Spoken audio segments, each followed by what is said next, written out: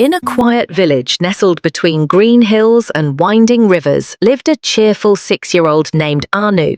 She lived with her grandfather and grandmother in a small, cozy house with a big yard, a chicken coop, and a pen full of goats. Anu loved her grandparents, but even more, she loved the animals that filled their days with laughter and warmth.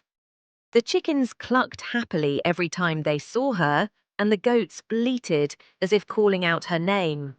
To Anu, they weren't just animals, they were her best friends. Every morning, just as the sun peeked over the hills, Anu would jump out of bed and rush outside barefoot, still rubbing the sleep from her eyes. Her tiny hands would reach for the feed bucket, wobbling under its weight, but her heart was light with joy. "Good morning, chickers," she would call, tossing grains to the excited chickens.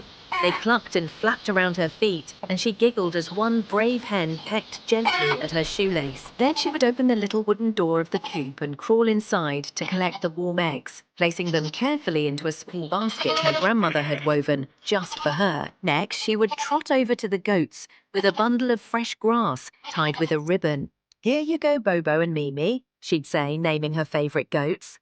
They nuzzled her affectionately, and she would pet their soft ears, whispering stories only they could hear. Her grandparents watched from the porch, smiling at the way Anu moved among the animals, gentle, kind, and full of love. "She has the heart of a true farmer," her grandfather would say.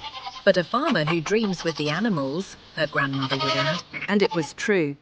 Anu didn't just care for them. She talked to them, played with them, even tried to sing them lullabies during nap time under the shade tree. In that little village with the clucking of chickens and the bleating of goats, Anu found her own world, simple, happy, and full of life.